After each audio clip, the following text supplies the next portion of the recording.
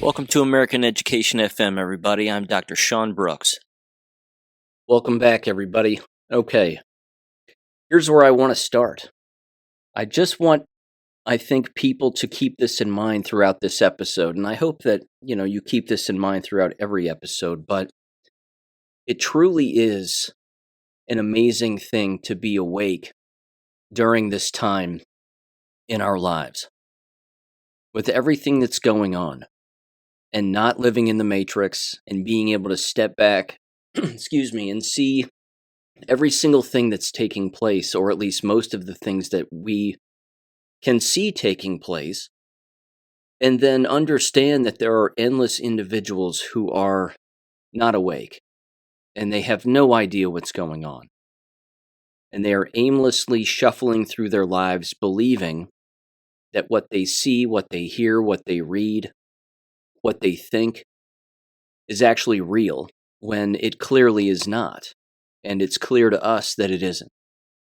And there are endless examples that I'm going to bring up in this episode, as I typically do in every episode, but I just want people to sort of keep that theme in mind, that while an individual who is awake may sit and say, wow, this is really burdensome, and this is really difficult to be awake during this time and around a great deal of people who are not, and of course see them out in public, and again, you can look at them and you know that they're not awake. It could be a t-shirt that they have on that has a particular message on it. It could be a bumper sticker that they identify with that's on the back of their car. It could be the mask that they're wearing. A thousand things. We can see these people.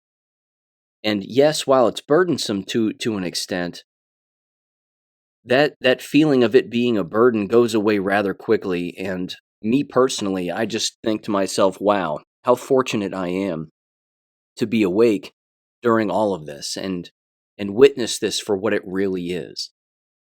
Because again, we have a very unique ability here, and I think a very unique responsibility to bring as much truth to bear as possible and criticize all sides of every angle that we have to criticize, because again, there's a fraction of individuals who believe that they are awake, and yet in their false belief, they are still spreading endless lies. And I, of course, have brought this up on numerous occasions in a variety of avenues, but, again, there are just endless examples that I could specifically pick from, but there's certainly a few that I'm going to mention here in this episode. So basically just kind of keep that in mind, I think, throughout, and certainly throughout this episode. In fact, let me bring up one quick example. I was listening to Renette Sunham the other day, and I like Renette. She seems like a friendly individual. She seems like she's certainly on our side, and she wants to do well and is doing well, and waking up a lot of people and bringing up a lot of very interesting subjects. But it's interesting even watching her maturation. Again, you're talking about a former leftist, a hard left individual from California and or New York, and they're still waking up. Again, they're bringing up a great deal of very serious subjects, and they're exposing a great deal of very important things. But when I hear someone like what Renette was speaking about recently on her Substack channel, and it's like a 15-minute audio clip of her talking about this, but she's talking about the unnecessary nature of us dividing one another, and how all of that division is purposefully manufactured to bring everybody down and destroy everybody, and we're playing into the controller's hands, quote unquote, and 1,000 other things. That's not necessarily true. This very simple fact remains, and it is a fact, that you cannot defeat an enemy if you don't hone in on what that enemy is, where that enemy is, and what that enemy does. That's not divisive. It's only divisive for the people who don't know who the enemy is. It's only divisive for the individuals who, again, don't want to call out who the enemy is, because it becomes offensive to them to some extent, and to which I would say the easiest way to alleviate offense that a person feels, which is a feeling, okay, that's offensive. Well, that's a feeling. So how do you alleviate that? You alleviate it with facts. It just means that you have more research to do, more reading to do, more listening to do, more watching to do. That's the issue here.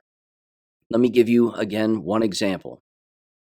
The individuals coming to our country illegally, do all of them have ill intent? Of course not. Of course not.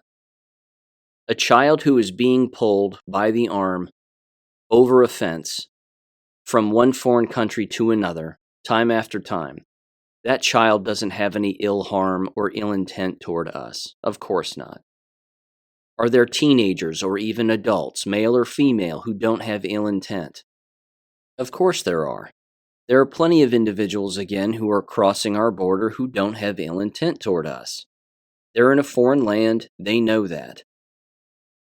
The questions have to do with who are the people who do have ill intent, who's funding the entire thing, and can we call these people out? And the fact is yes, we can. We know who they are. We know all of the different angles in which they control politicians, and we know that there is an apparatus in place that exists in our country that is seeking to destroy our country, which means you and me, us, all of us. That's happening on a constant basis. We get to divide people any way that we see fit, in particular if it allows us and those around us who are not awake to see the enemy clearer and in a more objective viewpoint, and from a more objective viewpoint. That has to happen. You can't paint with a wide brush all of the time. Sometimes you have to use a different brush, and it has to be a pinprick of a dot and say, that's the enemy. But then if you do that often enough, you're going to see how frequent the enemy actually operates and where they exist and what they're actually doing. Again, all the NGOs that I've brought up on the show, like in the last episode, same thing. Again, these groups get together and they talk about trying to destroy our country. They don't say destroy. They say rework, remanage, rethink. We need to do all of this and do all of that, and we need to reimagine a particular country in which it benefits everybody. This is ridiculous. This, of course, is our enemy. Then you have to look at the individuals and say, who are these actual individual people getting together discussing this? And what are their motives? And who are they associated with? And where do they get their funding? And where is this all coming from? All of this matters. And we get to call these people out. Doesn't matter who they are. But it's just, again, my whole point with this is the following.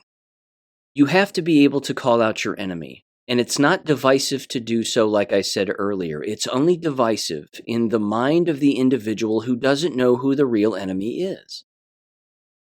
Again, if we were really evil people, we would be, again, getting together and talking about how we're going to take over the world and create this NGO and that 501c3 and this, that, and the other. And then we would walk down the street and we would start kicking all of these different races and different people and different genders right in the chest and knocking them to the ground and name calling and this, that, and the other.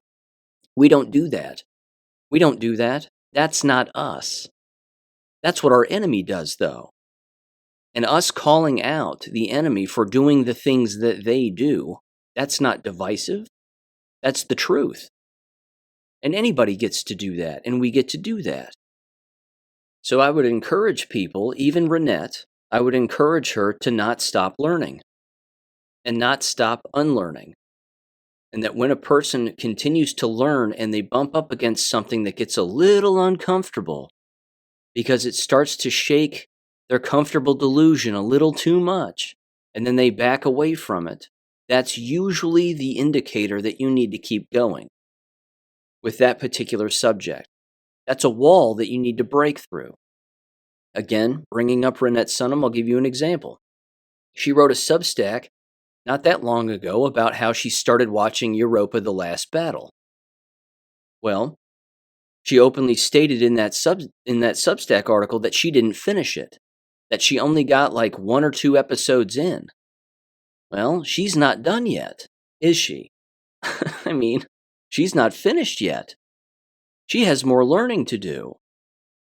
And you can hear it because she keeps using the term anti-Semitic. There's a lot of individuals out there who are anti-Semitic. She keeps saying that. She doesn't know the history of that made-up word. It's the dead giveaway. It's the giveaway that she stopped watching the documentary, she stopped learning, because particular things got a little sensitive for her.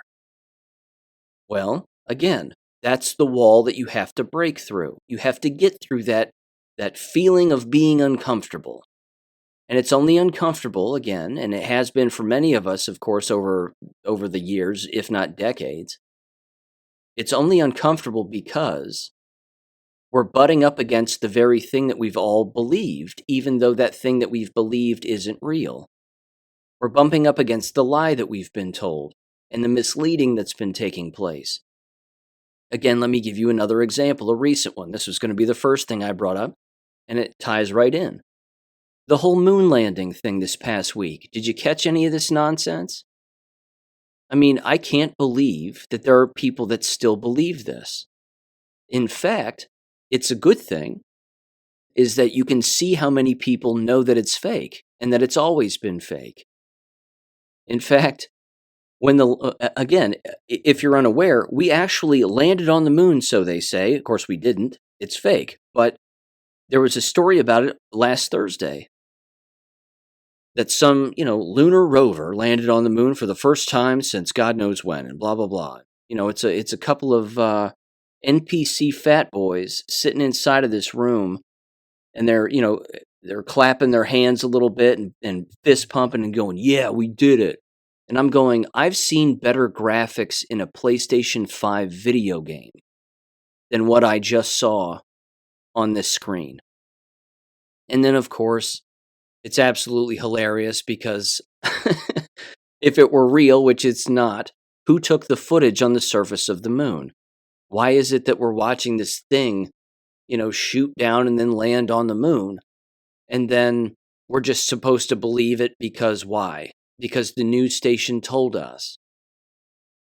This level of brainwashing continues to exist. Fortunately, there are numerous individuals again that are waking up. In fact, if you don't believe me, get on Telegram and go over to Disclose TV, which I believe is the largest Telegram channel. Disclose TV put up that story about the fake moon landing. They were like, we landed on the moon. Get into the comments section. I'm telling you, it's the funniest thing you've ever seen in your life. Almost everybody, and I'm telling you, there were over 400 and some odd comments. Almost every single one knows that it's fake. That's unavoidable. And it's amazing, and it's a beautiful thing to read. I mean, it's hilarious. The posts are absolutely funny. But then you'll get one post from this one pathetic person who will say, again, and you feel bad for them to some extent because they're completely brainwashed. But they go, uh-oh, another moon landing news event. Here come all the flat earthers, and here come all the hoaxers and all the conspiracy theorists. Because that person, still believes the lie? Because they don't know that it's legal for the media to lie in our country? They don't grasp this. They have no concept of that. Again, the answer is always multi-dimensions, and it's multiple dimensions deep. That's why that scene in the movie The Matrix is so important between Neo and the bald-headed child. The bald-headed child is bending this spoon. And Neo looks at him, and he's observing him from a distance, and then he says, here, you give it a try. And he takes the spoon, and he's looking at it, and he's trying to bend it with his mind. And the kid, of course, looks at him and says, you have to get past it. You have to understand that it's not that there's a spoon in your hand when you think that there is, and it's not that you think that you can bend it, which you can't. You have to understand that there is no spoon. That's the third dimension down that people have a hard time understanding. Again, take Renette Sunham, for example. Like I said earlier, she uses the term anti-Semitic. Well, they want us divided, and There's a lot of anti-Semitism that exists, and we can't allow that, and they want us divided. Renette, there is no such thing as anti-Semitism. It doesn't exist. It's a made-up word by the very enemy that has to be called out because that's one of their strategies. One of their strategies in warfare is to make up names and then get people to use those names as if they're real when they aren't. And then, which I'll bring up here in just a second, create laws around those fake words and then dish out punishments if people don't go along with those fake words. Again, this is multi-dimensional warfare on a mental and emotional basis and a social basis and a physical basis because this is what centuries of lying has done. And breaking through all of that is not easy and it takes time. But when it gets uncomfortable, that's not when you revert back to, well, we shouldn't divide one another. No, we have to divide one another. We do it on a constant basis, don't we? The awake and the unawake, the jabbed and the unjabbed. Again, you can't wake everybody up, but with a truthful message, it's just basic math. You're going to wake up someone. Somebody, someplace is going to change their entire outlook on things one piece at a time. If something gets said that shakes up or goes against a mainstream narrative or a mainstream wavelength of thought, which is typically, if it's mainstream, it's typically not factual. And that has to be disrupted. And people have to have the courage to do that from time to time. Let me give you another example of something that happened this past week. And again, this video clip was making the rounds, and I thought to myself a couple of things. I thought, well, okay. And then I thought, well, she's not awake yet. And it was Candace Owens, again, apparently for the first time in her life, talking about what kinds of books the so-called, quote-unquote, it's her term, she used it, Nazis were burning. So what kind of books were they burning, she said on her show, which of course is allowed to be on YouTube. Why? Because she makes YouTube money and she gets a kickback. So she's playing the YouTube game, but even so, let me focus in on her comments. Again, this must have been the first time she's figured this out, that the books that they were burning on college campuses were pedophilic books. It was pornography. It was Marxism. It was communism. Those were the books that it was Bolshevism. Those were the books that they were destroying. From those authors, those ideologies, those perversions, those satanic agendas, which happened to be at the time Jewish and still are to a great extent today. Same thing. But she's just now figured this out. Where she makes her mistake, of course, is not necessarily in her timing because she's not awake, let's face it. And numerous individuals like her, again, are waking up at different times and at different paces. But she still uses the term Nazi. Again, it goes back to there is no spoon. Think multidimensionally about it. Nazi is a made-up term. I've been over this a million times on the show, but people keep using it because they don't know.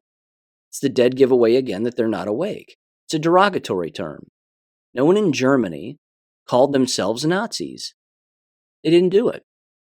You and I wouldn't walk around calling ourselves ignorant or ignats, which is what it means. There's no location called Nazi Germany. It's not on a map. It's not on a map. There's no town called Nazi and, they're in the country Germany, so it's Nazi Germany. No, that's not what it was called. You're using Bolshevistic language created by Bolsheviks for the purpose of division. Well, we get to call out the divisive ones, don't we? We get to call out the people who create division. And as we know, who's the master of that division? Satan. We know that. And who do they worship? Satan. See how that goes? This continues to be the problem. But this is also a part of the problem, and I have two particular stories here that I wanted to bring up again right off the top. This first one, again, same wavelength of thought here. Normalizing this division on one side should give away who the divisive ones really are, and then what their motive is, and what their agenda is. This comes from the website akronjewishnews.com. I didn't even know this site existed. Of course, at the top it says, "We stand with Israel," and stars everywhere, and okay. This is real. This is actually happening in our country. South Dakota Senate passes IHRA anti-Semitism definition. This was on February 23rd of this year. It says, by a vote of 31-3, the South Dakota Senate approved HB 1076, which would enshrine into law the International Holocaust Remembrance Alliance's working definition of anti-Semitism. It says the following: in the state, by having a clear definition of anti-Semitism, law enforcement and education agencies can be better equipped to recognize and ultimately combat all forms of contemporary anti-Semitism. So says this Arthur Mazurjan. I'm saying that right? Probably not. Chief of Staff of the Combat Anti-Semitism Movement, told the Jewish News Network, or whatever the hell this is, Akron Jewish News. It says he noted that in South Dakota specifically, the law requires the consideration of the IHRA definition of anti-Semitism when investigating cases of discrimination through the Division of Human Rights. This will allow law enforcement officials and legal authorities to better understand instances of anti-Semitism when committed as criminal acts and potential hate crimes. Do you see this slippery slope? This right here again is what happens when someone who doesn't know the full history of this tries to get people to say, well, look, we don't need to be divisive. We don't need to divide people. We don't need to do that. I'm telling you, this right here is the division. They create it because it's in their text. It's in all their historic text. And they're not going to stop, as we've been warned from the past in numerous publications and numerous speeches by very famous people, including, of course, plenty here in our country, that they're not going to stop until criticizing them is illegal and then punishable by death. But this isn't suspicious for anybody, apparently. I mean, it's suspicious to a great deal of us, of course, but for many, they don't find this the least bit suspicious. This is institutionalized normalization of criminal behavior. It goes on here. It says, Sasha Reutman, of course, CEO of Combat Anti-Semitism, lauded Governor Kristi Noem, quote, for making this legislation a policy goal of hers, strengthening the use of IHRA working definition in South Dakota through legislation following the December 2021 adoption via executive proclamation. The legislation passed in the South Dakota House last month requires a signature from the governor to become law. And of course, it will become law, and Governor Noem will sign it because Governor Noem is a traitor to our country.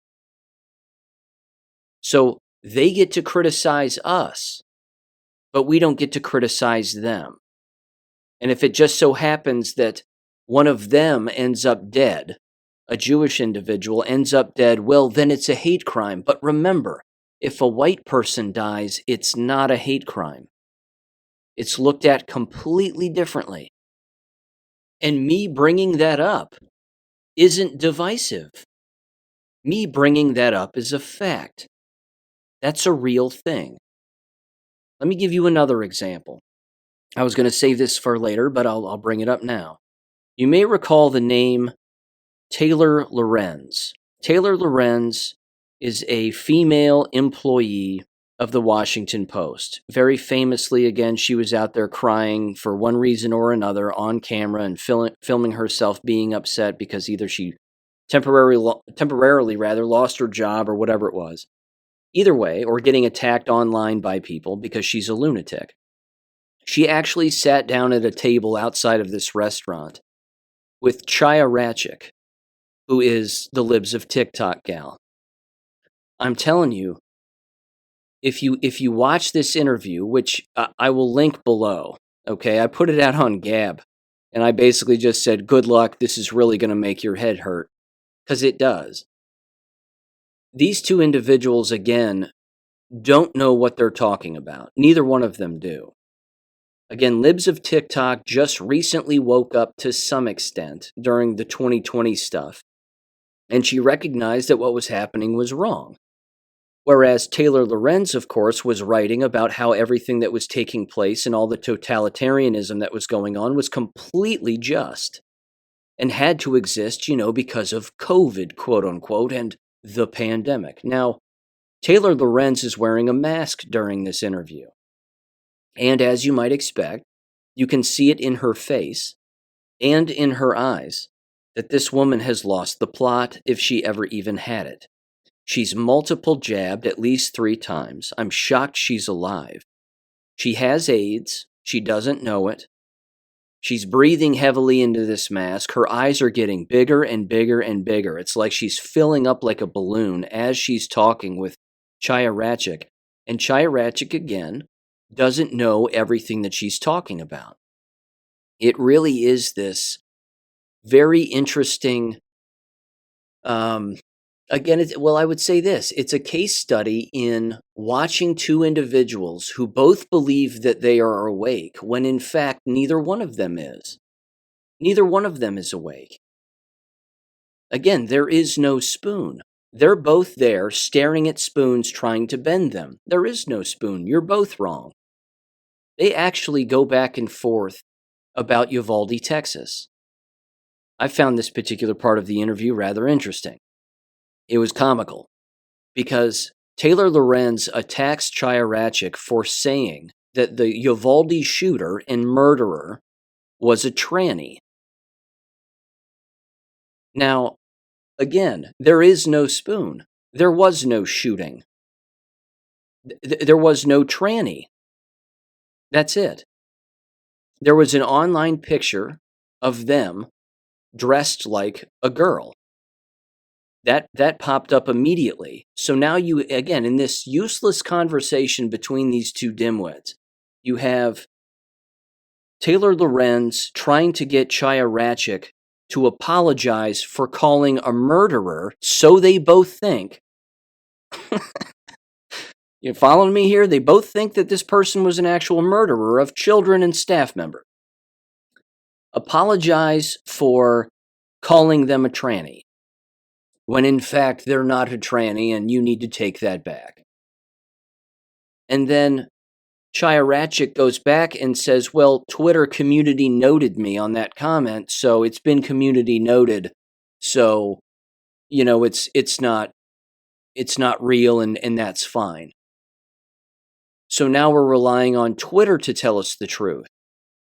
It's not the individual human mind that can figure out what the truth is. We now have to have a useless conversation about something that didn't exist between two people. And then when we post about it online, well, if the online robot tells us that it's not real, then it must not be real. But if it tells us that it's real, well, then it must be real.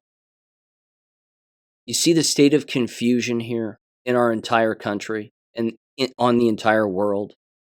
The multidimensional, faceted approach of all of this brainwashing and the impact it's had on everybody. No one's free from this. Nobody.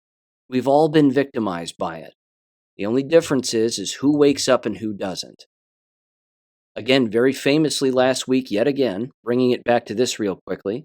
Last week, Alex Jones went on a tear about how a bunch of old white men are responsible for all of this corruption and all of this banking and all of these corrupt CEOs and all of this divisive messaging, that it's all, just a bunch of old white men. We know that's not true. And then he'll slide in very casually later on. He'll slide in, well, they're Christians and they're Jews and they're Muslims and they're this and they're that. but it's really just a bunch of old white men. Again, it's the dead giveaway. If a person is afraid of being specific with who the enemy is, that's a bit of a problem. That's a problem. Again, take Catholic priests, for example. I know I'm going off the rails here a little bit, but it's the same thing. Is every priest a bad person? No. Are a great deal of them? Yes. Did they buy the COVID lie and get tricked? Yes. I'd say the vast majority of them did, didn't they? The pastors and ministers during the entire COVID lie, they had all their so-called flock wearing masks and distancing, and they played all of the games that Satan wanted them to play. So who does that make them really? Does that make them better than anybody else? Does it make them more knowledgeable? Have they apologized? Wrap your head around that one too. Has the so-called clergy apologized for the entire lie? I haven't heard anybody apologize for it yet. Not school officials, not city council members, not priests and ministers, regardless of the denomination. Haven't heard anybody apologize. That's because they haven't come to grips with what they've done. They haven't learned yet. We get to call these people out. We get to call them out for not being awake. This kind of awareness matters. This is a big deal. Let me give you another example. I mean, I can just keep ringing these off one after the other. Almost everybody, again like clockwork, heard the story this past week of a female University of Georgia student who was murdered by a Mexican illegal alien. At the very least, he's Mexican. God knows what country he came from originally, but, whatever. South of the border, we'll say.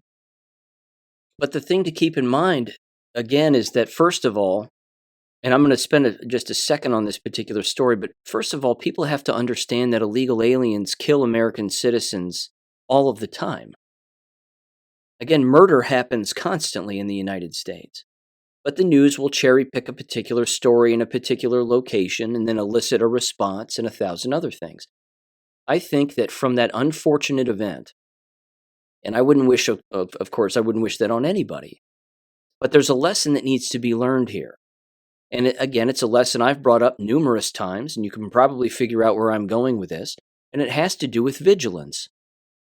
Only in a brainwashed society, okay? Follow me on this now for just a second. Only in a brainwashed society and with a brainwashed individual do they give themselves away as being brainwashed because of the things that they do that actually bring about harm, and yet they don't know that what they're doing as an individual brings about harm. Now, I fully understand that what I'm about to say is not popular for people. It's not a popular take. Gee, Sean, you should be more sensitive. Well, look, I would say the same thing if it was a family member of mine. Same kind of thing. When an individual in our country, as was the case with this young girl, when you put your life on the internet, your name, your location, what you do, and when you're about to do it, and then, of course, you broadcast that everywhere for everyone to see, there are going to be people who see that. And those people who see it don't always have good intent. Now, I don't know if this Mexican who killed her was walking around with a cell phone going, oh, this girl lives locally because it says so on her Instagram page. It says she's going to go out for a morning jog because this is apparently something that she always does. So she says on her own Instagram page, I'm going to go kill her now. I don't know if he did that or not. It doesn't matter one way or another. The point is that it shows a lack of vigilance on the part of the victim, which only increases what? Victims. When people aren't vigilant in a dangerous world, you're going to be the victim of something. If your head isn't on a swivel, if you're not carrying a gun, if you don't know how to use it, if, again, you're broadcasting your life on the internet and your location and everything else for everyone to see, if people have bought into the lie of living in cities and working in cities and I'm going to make it in the big time, so let's go to a city. And they believe all of this. They're putting themselves in danger. Endless books have been written about this. Philosophers dating back before Christ spoke about this with regularity. This is dangerous. Clearly they didn't about Instagram. I don't recall Plato coming across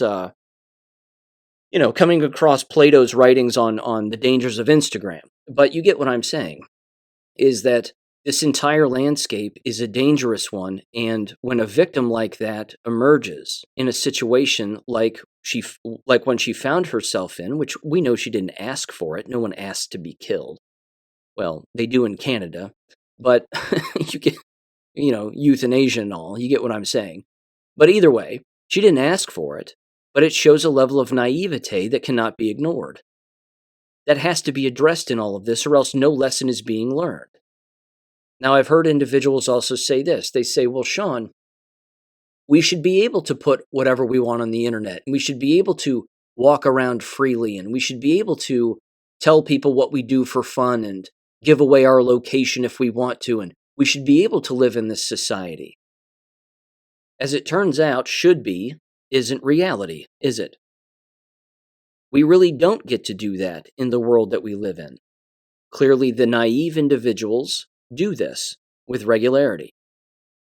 Again, I saw this particular phenomenon coming a mile away a very long time ago with the invention of social media.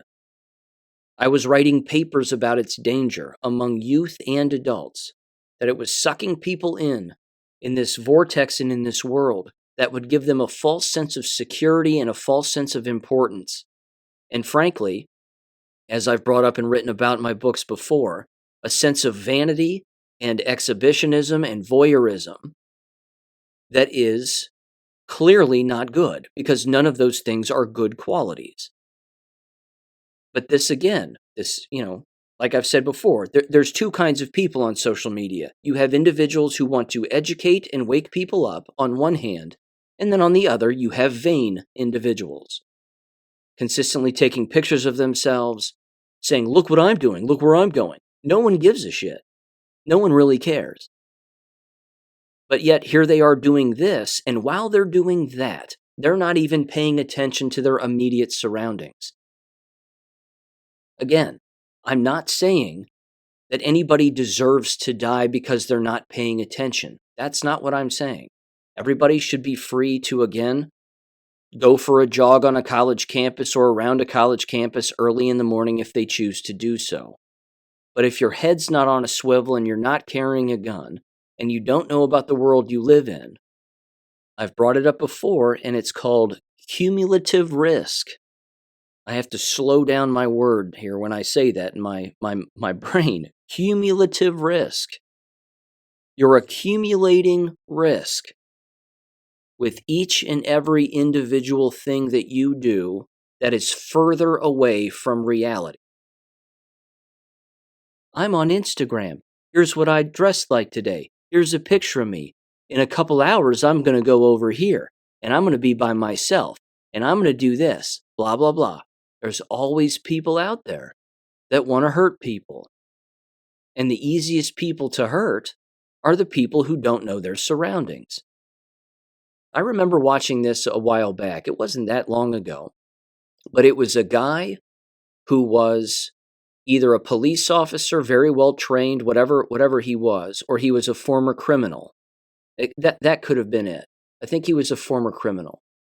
And he would sit in this park, and he was being filmed, and all of this was being done again for educational purposes.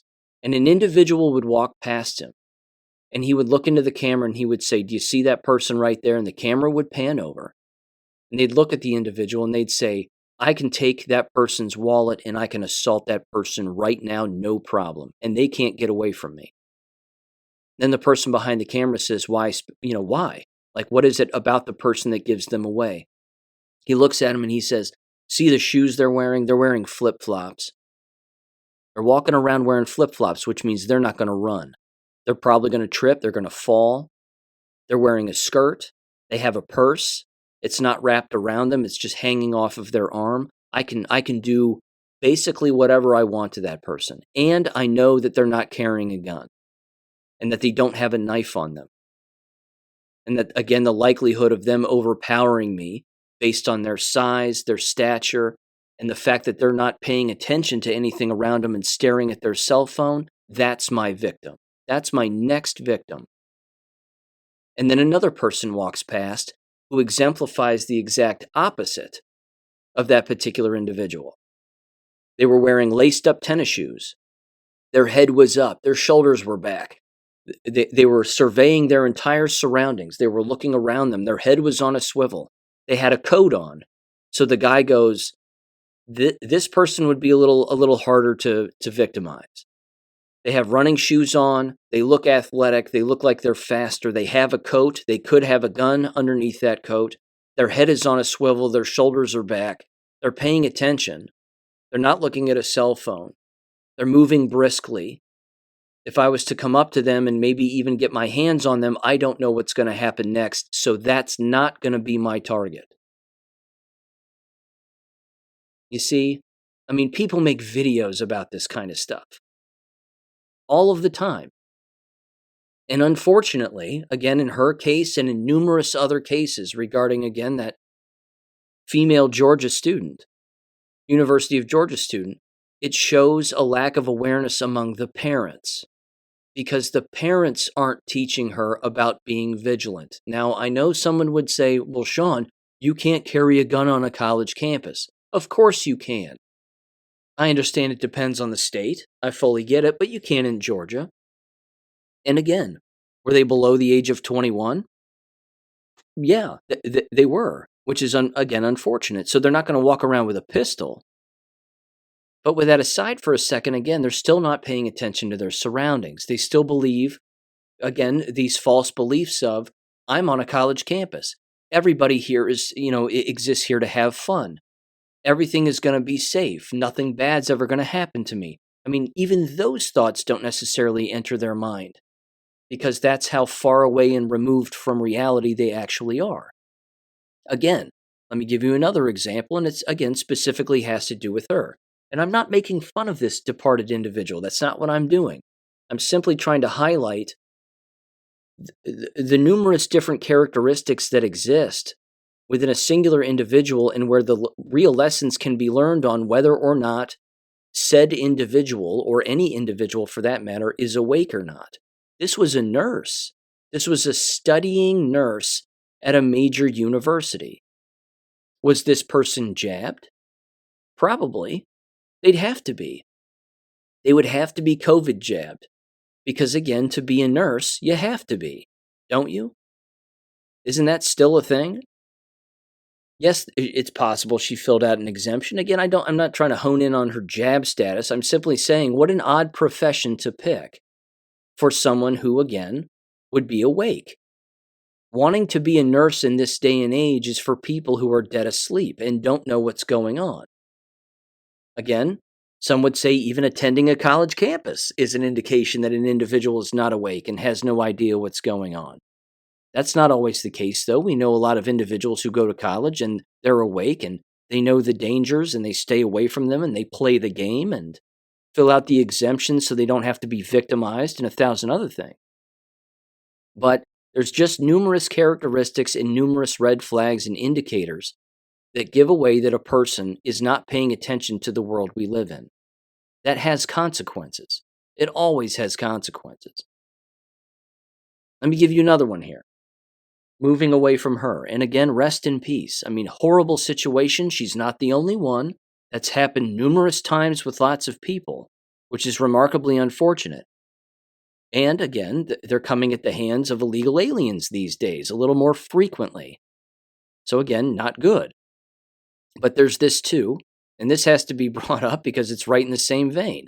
Why this particular story is either celebrated or not, or I should say this. The simple fact that a person gets to think that this is okay should be a crime. I mean, it's right up there with Minority Report. We should arrest the person who thinks that this is okay. This is from the Washington Examiner, and it's titled, Bipartisan Congress Duo unveil bill providing expedited citizenship for immigrants who enroll in the military. Now, a couple of things. First of all, it's already legal for illegal aliens, people who are not citizens of America, to be in the National Guard. Certainly in the state of Ohio for some ungodly reason. We know what the reason is. It's to destroy all of us, of course. But this right here is a massive problem. At face value, this seems like treason and sedition to me. This is knowingly engaging in treason and sedition because that's the motive of our military, as it's being used now as a catch basin for illegals to ultimately come after us, the American citizen. So here's what it says. 2 members of Congress who were U.S. military academy classmates and later reconnected, it says, on Capitol Hill are looking to provide avenues for immigrants to gain citizenship while also building up recruitment for the military. Representatives Pat Ryan from New York, Democrat, and John James, Republican, quote-unquote, from Michigan, introduced the Courage to Serve Act on Friday, which provides an expedited path to citizenship for qualified and vetted migrants, it says. I hate the term migrants. I can't stand it. Who serve in the military. Now, specifically, there's really no reason to even bring up any more. I mean, we get it. It's ridiculous. And it shouldn't even exist. Again, the laws have to change in our country to where if somebody even proposes something like this, we lock them up. It's the proposal of treason and sedition that should be a crime, because that's what this is. Now, Stu Peters went off the rails, and I mean, thank God he did, regarding this particular subject last week on his show. And again, I'm glad that he did. He was 100% right. He basically said what I said, and I've said basically what he said. It's essentially the exact same thing. It shouldn't exist. Proposing this should be illegal. Proposing this shouldn't even be a thing. But unfortunately, it is a thing. And it's right in front of our faces as if we're not supposed to know. It's essentially a declaration of war against the citizens of the United States at the hands of our own government and weaponizing our own military against us. Again, it's only a matter of time before foreign citizens become generals in our own country and actually attain a higher status in the military. Then what happens? I mean, let's play the long game on that scenario. Think about that for a while. What do you think the long-term plan is for all of that? And who's responsible? Who's responsible for drafting such legislation? It's not these 2 guys. These 2 guys are blackmailed. They're blackmailed by the Jewish lobby. It's the same thing. Same game, same controllers. The same thing's playing out here. They're just the figureheads. They stamp their names on it at the bottom of the so-called bill. Again, it's bipartisan. So we got 2 people who seemingly oppose one another in that fake construct. And they both agree on this magically. Isn't that interesting? Well, who actually wrote it? Who came up with this plan? It wasn't them. It certainly wasn't them. Destroying our military from the inside is their plan against us. It's just being carried out one step at a time.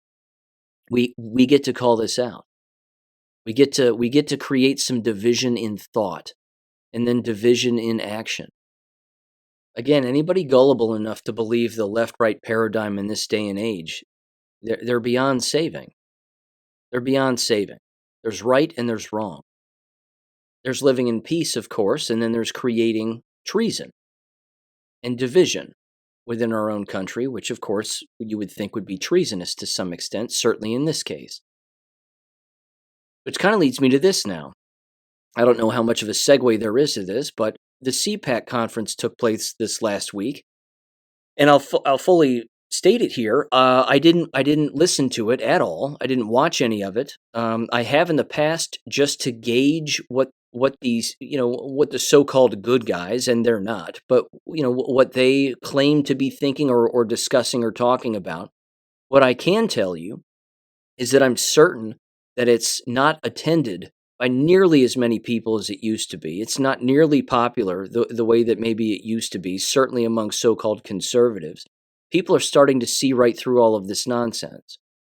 They know that the schlaps are completely corrupt. They're horrible people. They treat everybody like trash.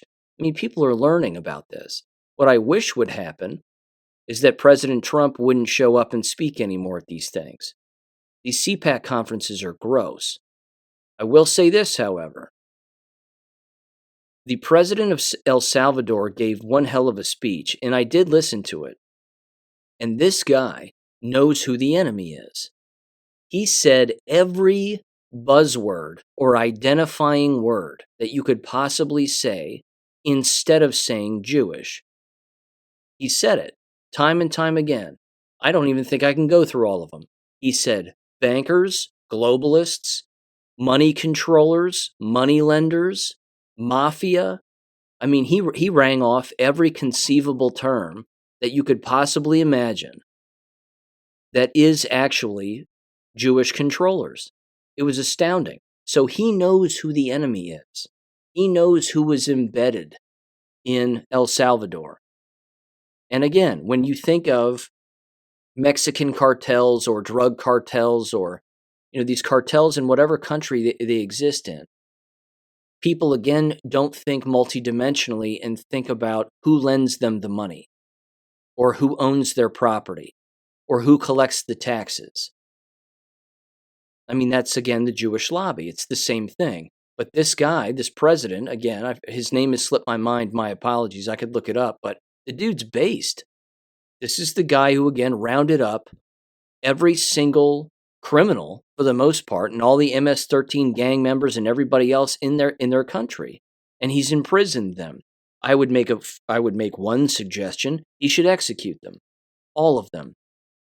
I mean, I saw, and you've probably seen it too, the pictures of all of those MS-13 dudes in their underwear, and they're all handcuffed and they're hogtied, and they're basically, face to butt, all lined up in this giant line inside of this prison. Even the thought of these guys not wearing clothes, bound the way that they are inside of a prison, even that scares me. I mean, it really does. Because think about it.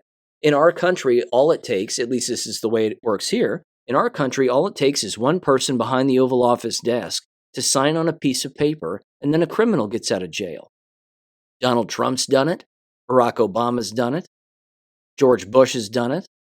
His father before him, Bill Clinton, Ronald Reagan, they've all done it. They've all signed into freedom particular criminals to get out of jail. I disagree with this, of course, for a variety of reasons, most obvious, but at the exact same time, this guy just went around rounding them all up, didn't even care. Said, I want all the police to go get these people and arrest them right now. And they did. Now, I know another guy in history who did that in his own country and cleaned it up rather quickly. I think you know who I'm referencing. Again, individuals who are leaders of countries have the ability to do this. This is one of the things that we're waiting for Donald Trump to do. This is something that has to happen. You have to round up all of these gang members, all of these illegals, and then you, of course, have to go after the banking system and you have to round them up. You have to go after the government officials, the representatives, the senators, all these criminals. They all have to be done away with.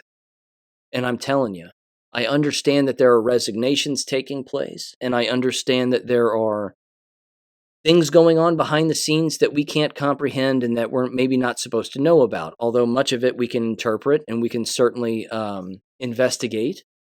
And again, I have no doubt that there are good things happening. But as you've heard me say in the past, we have to see things at face value. Something has to happen on a level that's going to wake up the masses to a great extent to the level of evil and brainwashing that exists in our country.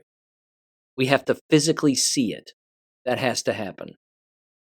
And again, that's the real litmus test for me. Is when is that going to happen? Is it going to happen? And then let's reap the benefits of what will occur when that actually happens.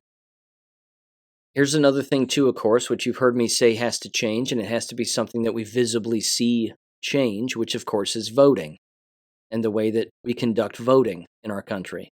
This happened just the other day, of course, with Trump winning in South Carolina to no one's surprise. And again, Nikki Haley's an absolute lunatic. And she's out there, of course, because she's bought and sold and she's completely controlled and she's being used by her controllers to basically, again, show up on numerous shows and just bash Trump because they think that having her bash him is good for them. Well, joke's on all of them. It's not working out for anybody. But this is, again, from the Gateway Pundit. My apologies for the reference. It says, here we go again. South Carolina voters unable to vote reportedly due to internet being out. Voters told to put ballots in another slot.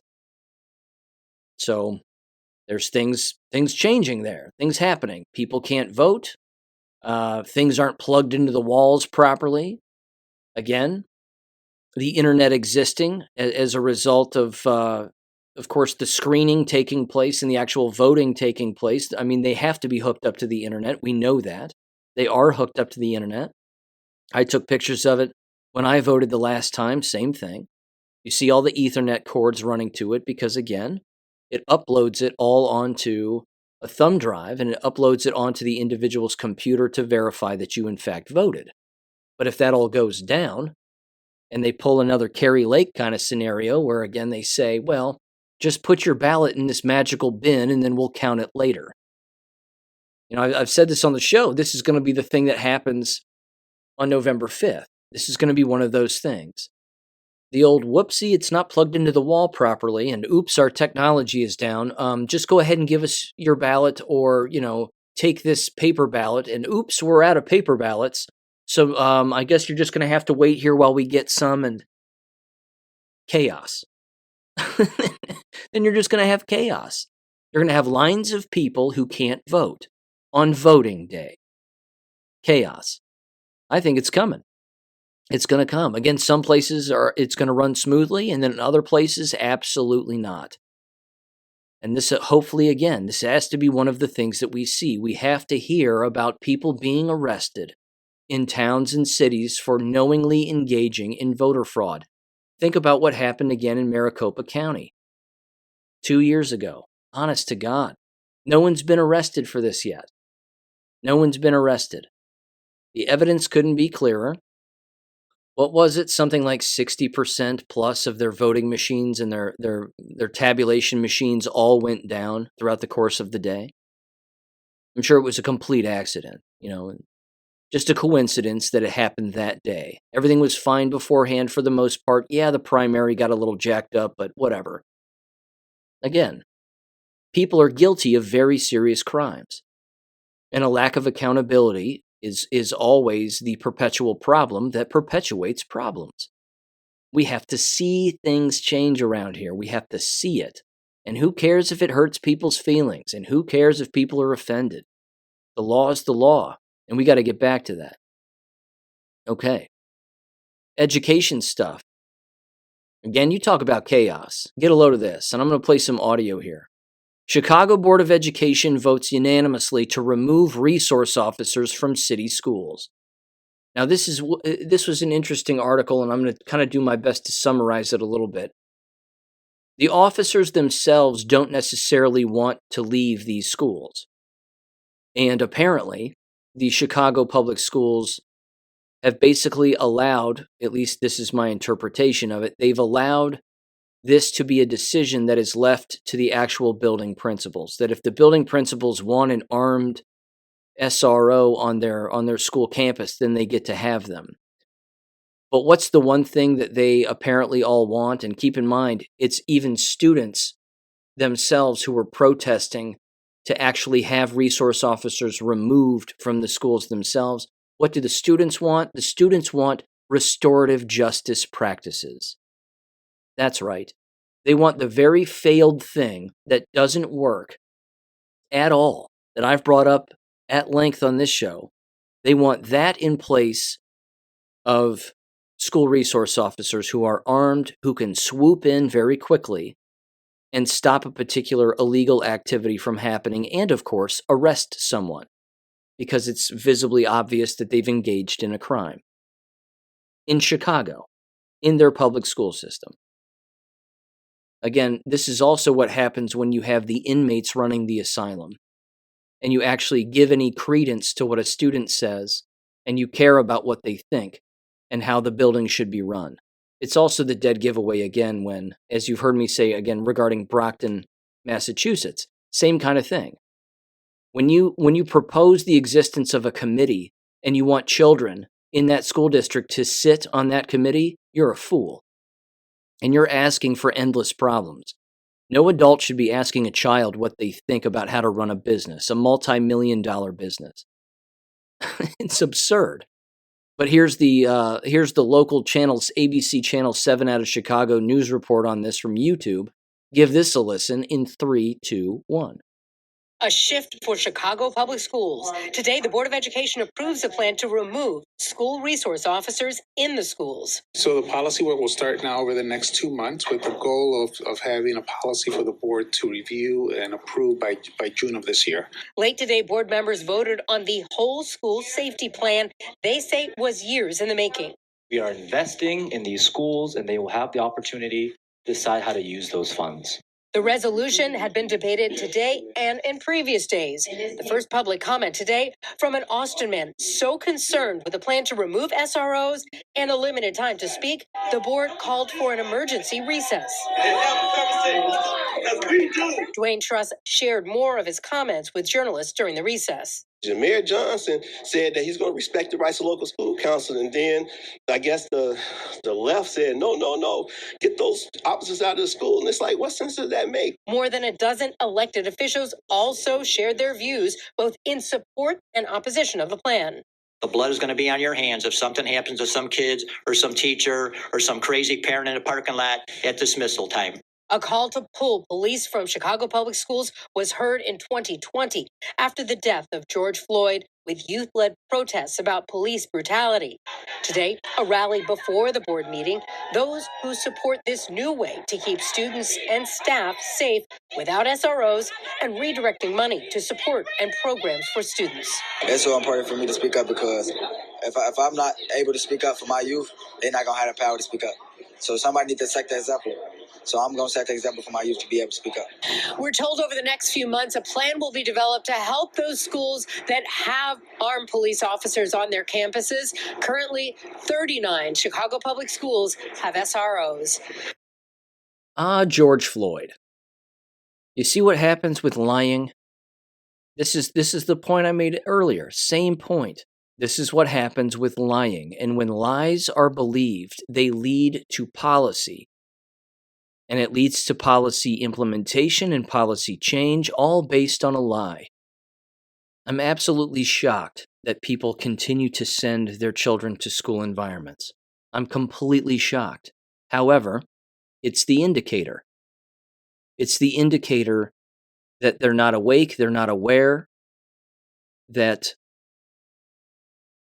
I don't want to go so far as to say they're brainwashed, but many of them, of course, as we know, certainly are. And we know, again, that there are many parents who are awake, and even their children are awake, and they're still going into these environments by and large because either they're about to graduate or they're about to leave, and they don't want to leave right at the end. They just want to finish and then get out. I mean, I understand that also, but it's this mentality of individuals thinking that nothing bad is ever going to happen to them. That, oh, that happened in that other school, or oh, that happened in that other state or in that city. That it'll never happen here. It'll never happen to me. I'm telling you, it's just not a way to walk through life, assuming a number of different things that are remarkably dangerous aren't going to happen to you or the people that you know. But again, this is the entire education business. Again, if you walk into an education environment and you ask these so-called school psychologists or any of these teachers or any of these administrators about Edward Thorndike and the work of Edward Thorndike, they'd say, who the hell's that? I mean, they don't have a clue. They don't know that he's the father of modern American educational psychology, and that treating everybody like farm animals, in particular the people that run the buildings, is exactly the plan. That if you control the message, you control the people. They've got these individuals actually believing in Chicago that not having school resource officers is a good thing because it looks dangerous with all of them around. And it's not equitable because they don't exist in white schools the way that they do here. And so if we just do away with them here, then all of the good things in the world will just magically happen where we send our kids to school in the Chicago public school system. You have got to be kidding me. This is the chaos, ladies and gentlemen. This is it. Only a matter of time. Again, the guy was right. One of the public speakers, the blood's going to be on your hands if somebody gets killed. Yep. Then what? They don't care. They're school board members. They're running, arguably, the most corrupt school system on the face of the planet. And one of the largest on the face of the planet. These are not thinking people. But again, people just send their children there not knowing that they don't have to. They don't even know Abeka exists. They don't even know that online education avenues exist. Which that actually brings me to this very quickly. I don't think I mentioned this in the last episode. When I was talking about Brockton, Massachusetts, okay, and bringing up again all of the facts of that absolute horror show over there, at one point, one of the board members brought up how students have YouTube channels regarding Brockton. And they basically, again, air a lot of the footage that they take with their own cell phones inside of Brockton High School specifically, whether it be fights or gossiping or bullying or not doing what they should be doing, 1,000 other things.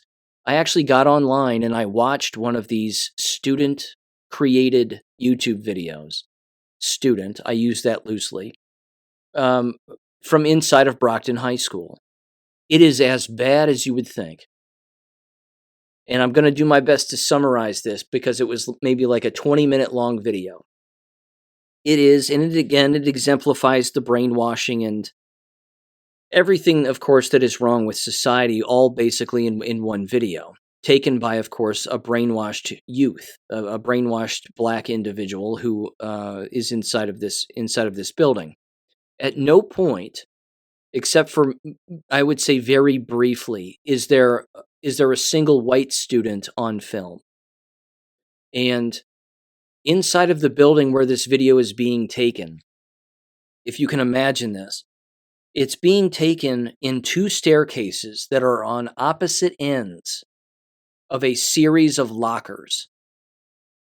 So there's this multi-floored staircase with giant windows that allow you to see outside into the parking lot. And then when you make your way to the top of the staircase and you go through these swinging doors, there's a series of lockers, rows of lockers, I should say. And again, these rows stick out like a letter T out from the actual wall itself. So there's a row that sticks out of the wall, and there's lockers on both sides of the stem of the letter T, so to speak. And then there's a gap. And then there's another row of lockers on both sides, and then there's a gap. And then there's another row of lockers, and then there's a gap. So there's basically like these mini hallways in between these lockers, where clearly anything could occur outside of the visual sight of anybody trying to observe something.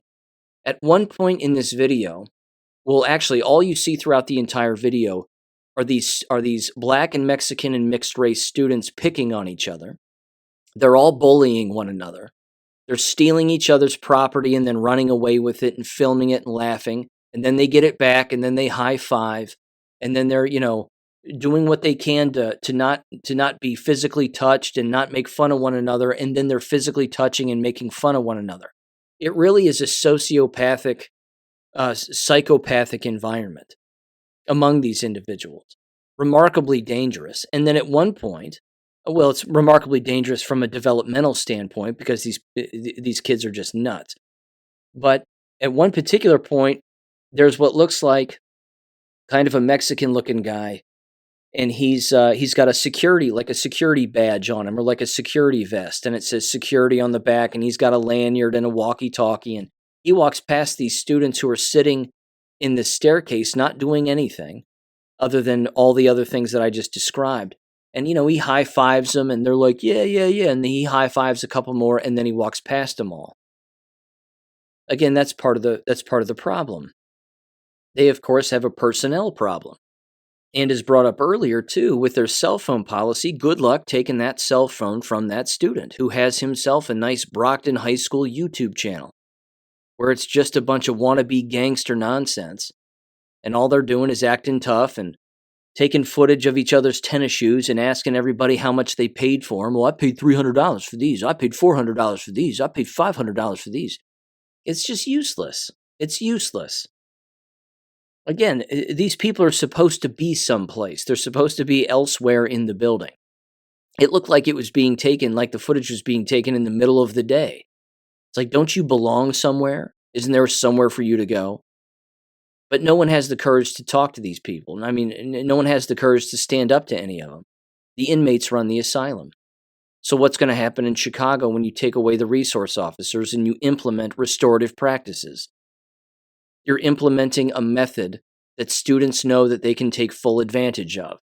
They can look an administrator right in the face and say, I promise I'm not going to do that anymore. I promise, I've learned my lesson, I understand.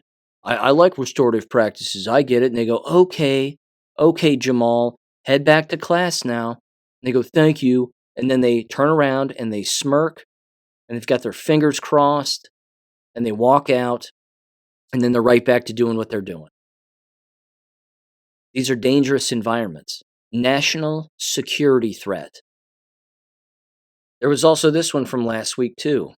Syracuse, New York, if memory serves.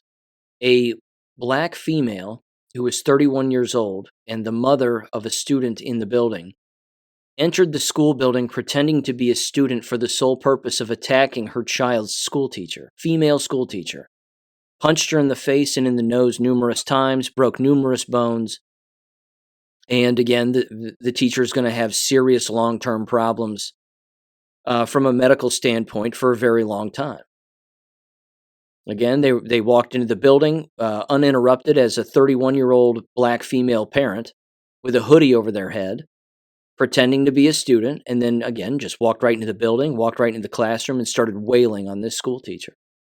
But that won't happen in my class, and that won't happen in my school, and that won't happen, and that won't happen where I go to school. Yeah, keep saying that.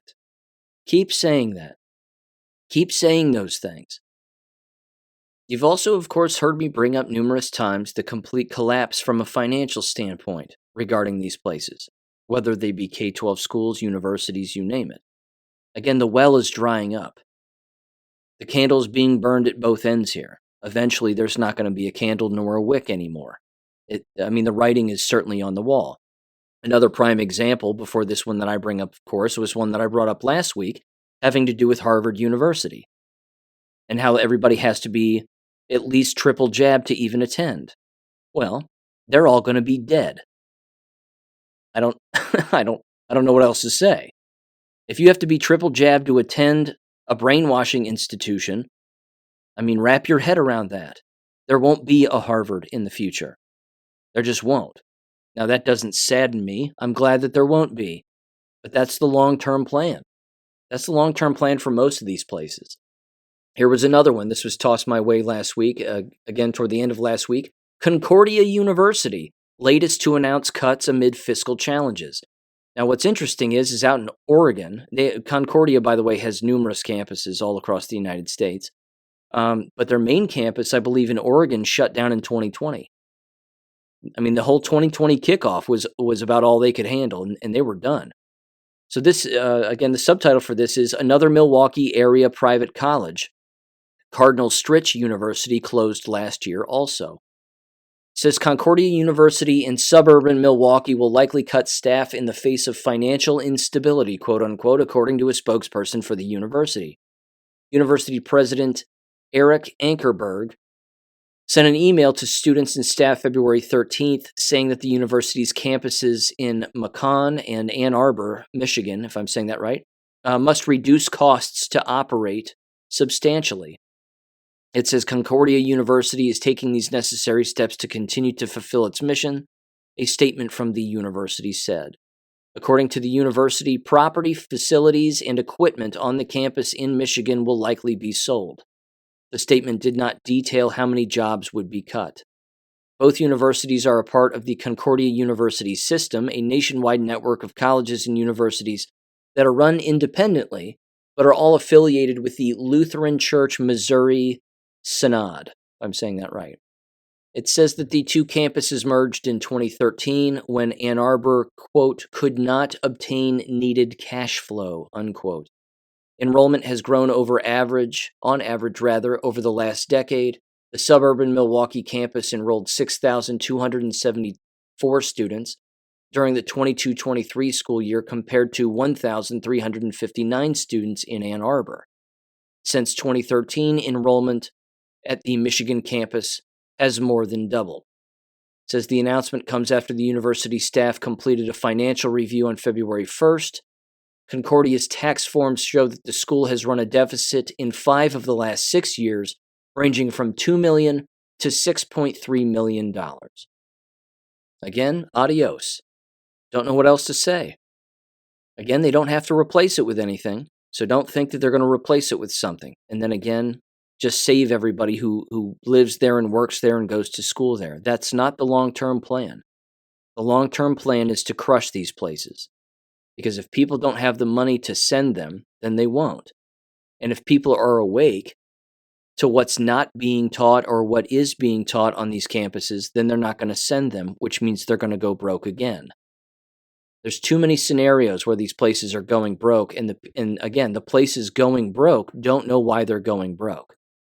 They have no idea that it's the subjects they're teaching, the things that they don't know, and of course, like I said at the top of this episode, the lies that they're falling for, and all of the false things that they believe. You can't keep a ship afloat that way. You just can't. Okay, jab stuff, but also school-related. Let me bring this up. This was on Dr. Mike Yeadon's Telegram channel. He said that this was a speech sent to him by a friend out of New York regarding a very specific bill that is titled Action Bill 6761. And this is awful. And I'm going to read this guy's speech because he describes what this really means and what's really going on with this. And then, we'll dive in here. So here's what this individual said apparently in their speech. They said, "Good afternoon, everyone. Some of my ancestors spoke Spanish, so I am among friends here. We are all here to protect our families, our children, our communities. No matter where you come from, God created each of us. And if He gave you children, He gave them to you as a gift, to raise them and teach them right from wrong. God did not give those children to government. We are here to talk about Bill A6761, a horrible, unimaginable piece of legislation that seeks to rip kids away from their parents and break up families. It says the bill removes all parental authority and decision-making from where it belongs, with the child's parents. Bill A6761 says that a child can make their own decisions about having a surgery they want without telling their parents. It says that a child can take any drug or injection without their parents' approval. Just imagine how this bill, if passed into law, can be utilized to do medical procedures on kids after influencing them into wanting, quote-unquote, the procedure, whether through social media, peer pressure, or social contagion, or through teachers and therapists. The government has already done too much to our kids. Little by little, they've been destroying them more and more. First, they took God out of the school system. Of course, kids are going to get depressed when they are made to believe that they have no creator and no ultimate purpose. It goes on here, and it says then, the government has been directly responsible for bringing in drugs and promoting promiscuity and gender confusion, all of which cause depression and conflict between children and their parents. All of this has been with the aim of breaking up the family so the government can be in control of the population, because people who are alone without a strong family structure are weaker and more vulnerable. Yep. It says that is just what the predatory powers want. And now Bill A6761 is a further leap on top of it all. The government wants to legalize that those poor kids that they're halfway in control of already should now easily be able to do irreversible harms to themselves with drugs, shots, and surgeries that they don't even understand the lifelong ramifications of. This proposed law is absolutely crazy. It does not make any sense. We all know that kids are very open to the power of suggestion and the power of persuasion, that kids can easily be influenced and even bribed, and that children just want instant gratification. Kids cannot properly think about and weigh the long-term effects of their decisions. This is why children cannot legally marry, drive, vote, or buy alcohol or cigarettes. Yet the people who wrote the bill pretend that children of any age can give informed consent, quote unquote, to any medical procedure or treatment. The bill even says, unbelievably, that doctors won't be able to tell an infant's parents about the medical procedures that the infant has had, which the infant consented to, quote unquote, if the infant doesn't authorize, quote unquote, for the parents to be informed. Infant. It sounds like a joke, but it's actually evil, it says. This is a purposeful plan to cut parents out of their kids' lives.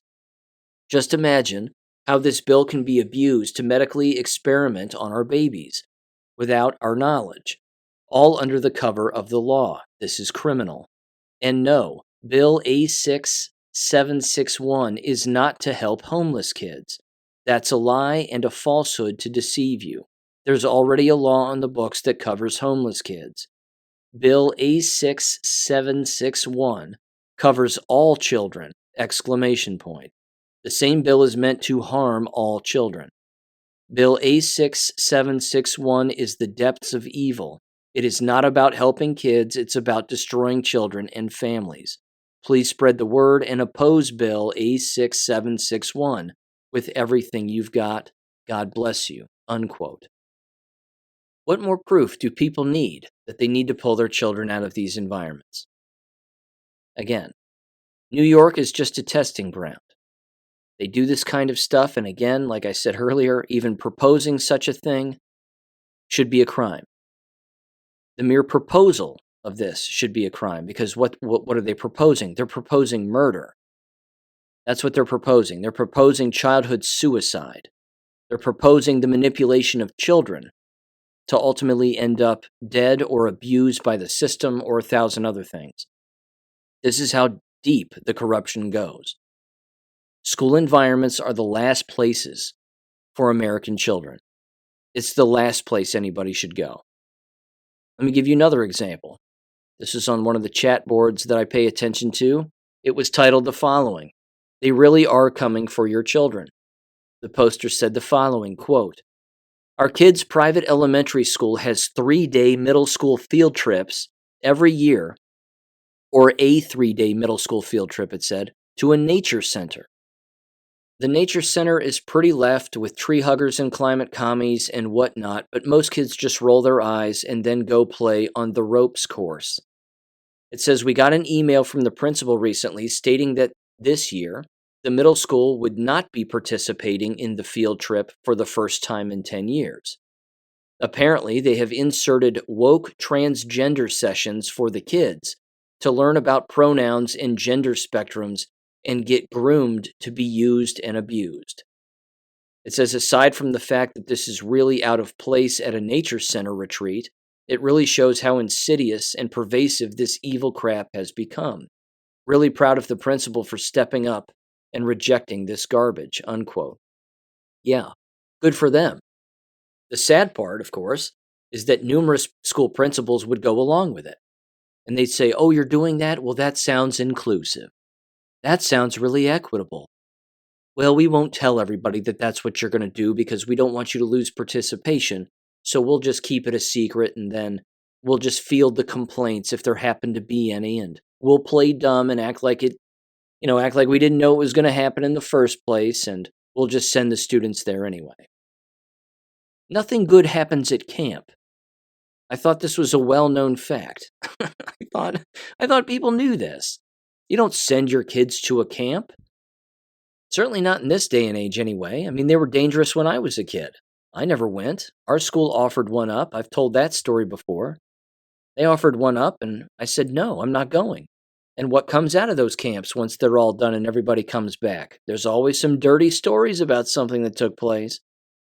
Again, these places are dangerous. They're all dangerous, and their affiliations are dangerous.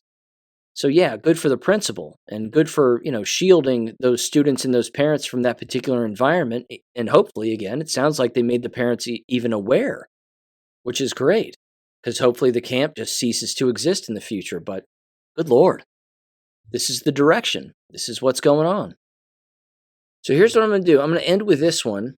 I think I alluded to this in the last episode. I'm not sure if I did or not, but I want to kind of go through it a little more specifically. This was making the rounds the other day, but this is actually from April of last year. Interesting timing, almost a year after the fact. But this is a New York State Homeland Security and Emergency Services document. And that's the header at the top, called, again, Emergency Management. And it is titled Space Weather Response, DHSES Executive Checklist. And then it has scope to be used by leadership in a potential event that has impact on state infrastructure or residents. There's a kinetic impacts, key considerations, and then key needs. And there's basically, again, those three separate columns. This is a 2-page document. And again, if it's to be believed, which the document looks real, but this particular caption below it says, "Hi, I just wanted to share with you, my husband came home this morning with something he received for the first time ever in 23 years of law enforcement. They're preparing for the blackout." Essentially what this document is, again, these are the kinetic impacts that they list here. And then, like I said, they have key considerations and things that people should consider when it comes to what to do. And of course, this is for law enforcement. And then, of course, it has a list of key needs. The kinetic impacts are listed as follows. It says communication network outages. That's one of them. And then, of course, what to do and what that means.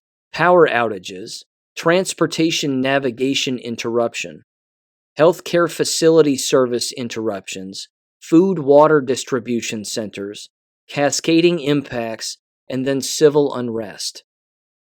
And then, of course, how to manage all of that and what to do. So regarding the first one, which was communication network outages, it specifically brings up radio, cell phones, satellites, among other communication channels could face disruption. 911 and call centers might face interruptions. Designated public radio stations for public announcements could be leveraged, but might not have reliable connections. And then it says Space Weather Prediction Center is top SME on impacts and has 24/7 line. SWC has number. And then again, it basically says, how do we mitigate that? It says try to use radios and phones, effective communication strategies, and blah, blah, blah. And then power outages. And again, they list all different kinds of power outages that could occur. And then how to mitigate that with generators, dry ice, and water. Utilities are required to provide, along with having fuel. Transportation interruptions. Again, it talks about mass transit networks being compromised. Flights may be grounded, potential impacts to communication and navigation systems. Healthcare facilities being shut down or not being able to be accessed. Food and water distribution centers could be compromised, they said. Homebound mobility, impaired resident may need direct food, portable water distribution. Other distribution centers may be closed. So on and so on and so on. And then again, civil unrest. It says an extreme space weather event could significantly disrupt daily life and lead to major civil unrest given unprecedented impacts. It says in the most extreme cases, 911 will quickly be inundated or not functional, and first responders will have to deploy en masse. And then it says public safety personnel would have to be contacted, of course, regarding key needs, and then effective public information strategies. Yeah.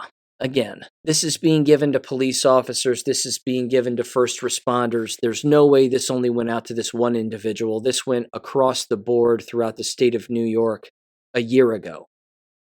Again, they have safety and security, health and medical, energy, communications, transportation, food and water sheltering.